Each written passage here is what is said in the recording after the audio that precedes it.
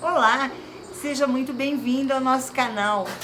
Hoje nós vamos receber e vamos entrevistar a advogada Tatiana Dias. A Tatiana trouxe a cidade de Brasópolis, uma pequena cidade com 15 mil habitantes no sul de Minas, a discussão sobre a questão da mulher na perspectiva do direito e na perspectiva cultural. Vamos conhecer o trabalho que a Tatiana está desenvolvendo por aqui? Se esse assunto te interessa e se todas as discussões que nós trazemos no canal, as entrevistas, te agradam, dá um joinha pra gente, se inscreve no nosso canal e no final da entrevista da Tatiana, faça aqui na descrição as suas perguntas a ela, os seus comentários, para que a gente tenha uma interação na discussão dessa questão tão importante que é a questão da mulher.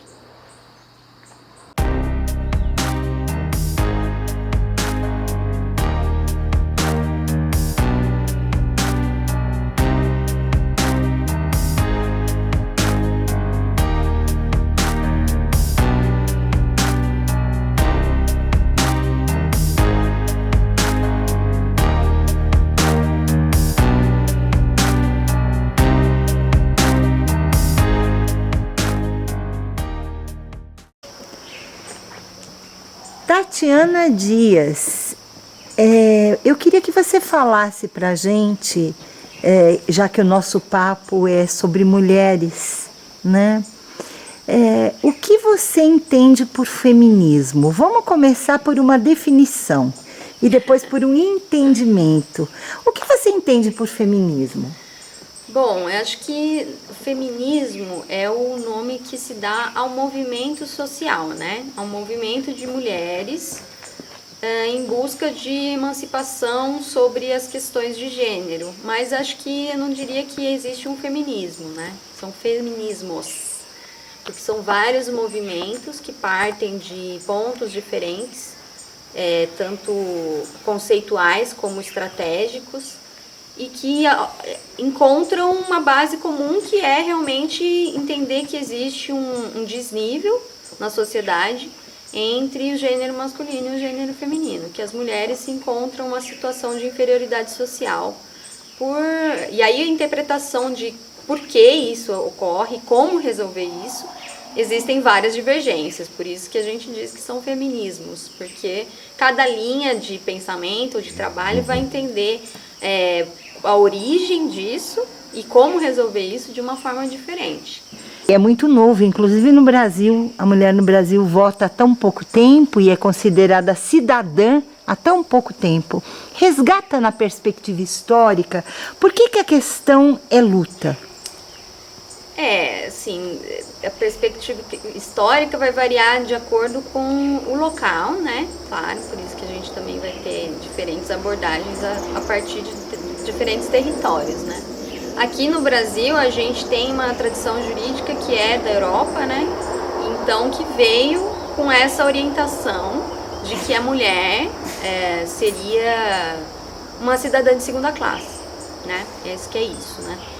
A gente tinha isso estruturado juridicamente, né? Que a mulher seria como seria o equivalente a uma criança ou uma pessoa mentalmente incapaz que precisaria da tutela ou do pai ou do marido, né? E para isso que existe o casamento, basicamente, porque essa transferência de poder patriarcal entre o pai e o marido, né?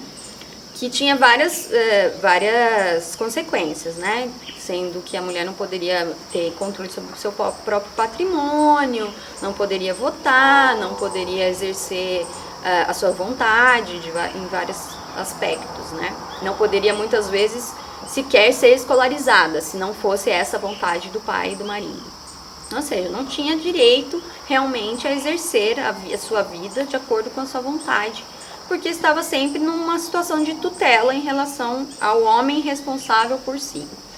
E isso perdurou por muito tempo, realmente. A gente diz que isso só foi alterado definitivamente, do ponto de vista jurídico, com a Constituição de 88. É claro que antes a gente teve vários diplomas que foram sendo alterados, como 1960, o Estatuto da Mulher Casada, que foi mitigando essa situação de necessidade de tutela, né, da mulher, foi dando um pouco de autonomia para a mulher jurídica, mas que só em 88 realmente se consolidou a ideia de que homens e mulheres são iguais em direitos, né?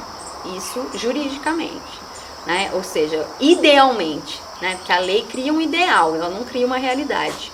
A realidade precisa de que a lei seja efetivada, né? Construída por políticas públicas, por trabalho das pessoas, dos movimentos sociais, para que elas se concretizem, coisa que a gente não concretizou ainda hoje, né? A gente tem várias diferenças ainda. Então, acho que do ponto de vista histórico é isso, né? Só foi feita essa alteração do ponto de vista normativo porque existiu essa luta, né? Essa luta das próprias mulheres de dizer, olha, não, nós não somos pessoas diferentes ou inferiores, nós queremos ter a nossa voz, nós queremos ser livres, do ponto de vista jurídico, pelo menos, né? Que o Estado reconheça a nossa igualdade em relação aos homens, não queremos ficar sob tutela de ninguém, porque não somos crianças, não somos mentalmente inferiores, nem nada disso. Provamos cientificamente, por A mais B, historicamente, e conseguimos isso, essa igualdade jurídica no Brasil. Não em todos os países do mundo ainda não é assim. Mas para efetivar essa igualdade jurídica ainda é um novo percurso que a gente precisa correr, né? Tati, agora, na perspectiva jurídica, você nos deu uma explanação muito ampla. E culturalmente, qual é a relação dessa luta jurídica na perspectiva cultural? Qual é a relação disto? Tem uma relação muito íntima, na verdade, né? Tanto essa modificação cultural influencia na alteração jurídica, quanto a alteração jurídica influencia na modificação cultural, né? Porque a cultura, ela é estruturada de várias formas, né? Seja pelo ensino, seja pela arte, seja pelas várias formas de educação que existe. Educação não é ensino, né? Educação é o que se faz dentro da escola, dentro das casas, dentro do serviço público, dentro do hospital, dentro da faculdade, dentro da igreja, dentro de tudo. Então, assim, a partir do momento, o direito ele só vai ser alterado realmente com uma força política, né? Que force que ele seja alterado.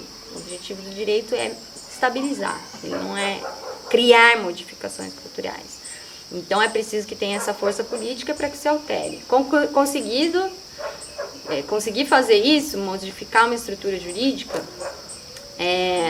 significa colocar num papel que o Estado reconhece isso. Mas a partir daí se precisa continuar a mudança cultural, né? A mudança do estatuto jurídico, ele vai forçar que o Estado, né, aplique no seu trabalho, em todas as instâncias, essa nova ideologia, né? Que isso seja consolidado na estrutura social, por meio de políticas públicas, por meio de todas as coisas que podem ser feitas, né? Só que é um processo que não é totalmente controlável, né? A gente tem uma estrutura social patriarcal muito antiga, muito profunda e que cria estrutura outras coisas como economia, né? Que são difíceis de serem remodeladas, né? Como a questão do trabalho reprodutivo gratuito que as mulheres praticam desde sempre, que é para reproduzir o capital, né? Que não é pago, que isso não é considerado nas contas públicas nem nas contas privadas. E como incluir isso dentro de uma economia formal, sem colapsar o sistema econômico? Ainda não existe uma solução para isso. Ou seja, é fácil mudar isso? Não é fácil.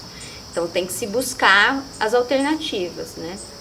E culturalmente, as mudanças culturais também elas são lentas, né? Então a sociedade está estruturada dentro dessa, por exemplo, a sociedade brasileira propriamente, né? Está estruturada dentro desse modelo patriarcal, né, monoparental, né, de que as famílias estão estruturadas entre um casal e os filhos, né, e esse núcleo ele é responsável pela vida e sobrevivência e desenvolvimento dessas pessoas e não a sociedade como um todo.